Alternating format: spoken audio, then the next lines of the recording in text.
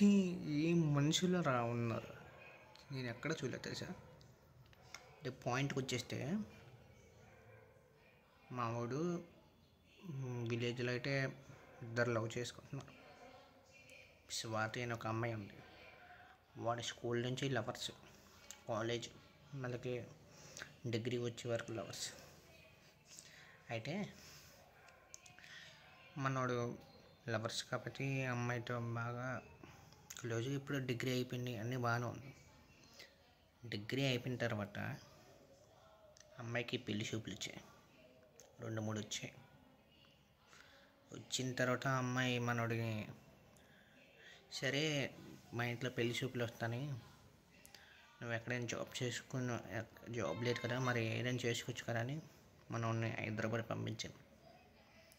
సరే హైదరాబాద్ జాబ్ కానీ వెళ్తే ఈ అమ్మాయి ఏం చేసింది తెలుసా, పెళ్లి చూపుకి ఒప్పుకుంది.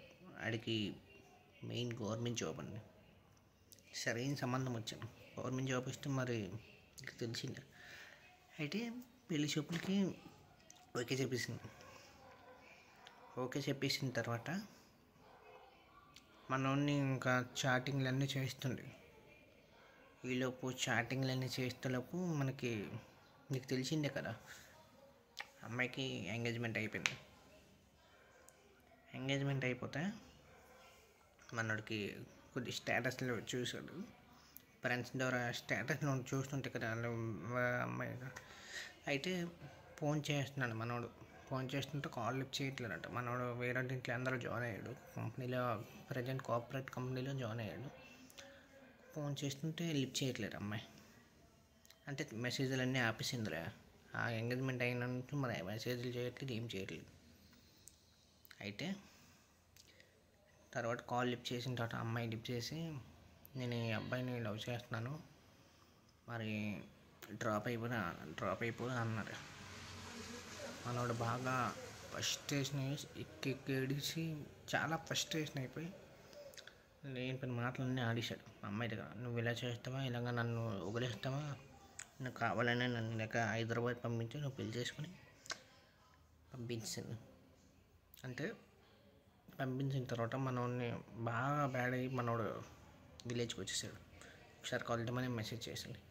వీళ్ళిద్దరు కలిసారు. మళ్ళీ వాళ్ళిద్దరు ఒక అమ్మాయి ఫ్రెండ్స్ వచ్చారు. వచ్చిన తర్వాత మరి నీకు అబ్బాయి బ్రేకప్ చెప్పడం ఏంటి, నువ్వు ఇలాగ లవ్ చేయడం అంటే ఫెయిల్యూర్, అంటే మంచి సంబంధం వచ్చి కానీ నువ్వు వద్దని చెప్పడం ఒకటి, ఇది ఎక్కడ దారుణం, నేను ఎక్కడ నేను చూడలేదు అంటే. ఆ అబ్బాయి అన్నది, వాడు ఇక మర్చిపోయాడు, బాగా ఏడిస్తాడు బాగా.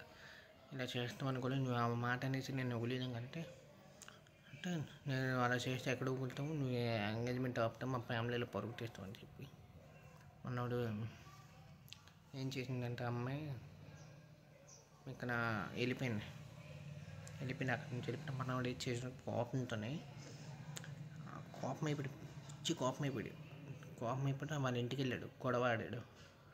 వాళ్ళ ఇంట్లో వాళ్ళు కూడా ఈ అమ్మాయిని మందలించారు, నువ్వు ఆ అబ్బాయిని చేయడం ఏంటి అంటే, అమ్మాయిగా నేను లవ్ చేయట్లే కదా మరి ఎందుకు గొడవ ఆడతావు, ఎక్కడి నుండి వెళ్ళిపోయినప్పుడు మనోడిని నెంబర్లను బ్లాక్లు ఇచ్చింది. ఆల్రెడీ నెంబర్లను బ్లాక్లు ఇచ్చింది.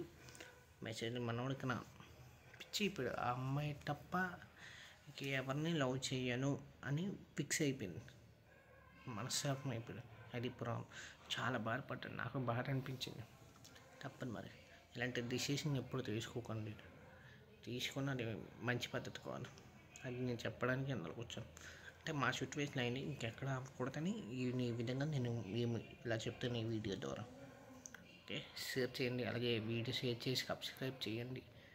ఓకేనా, మరెన్నో కంటెంట్ మీ ముందుకు వస్తాను, రియల్ స్టోరీగా చెప్తాను.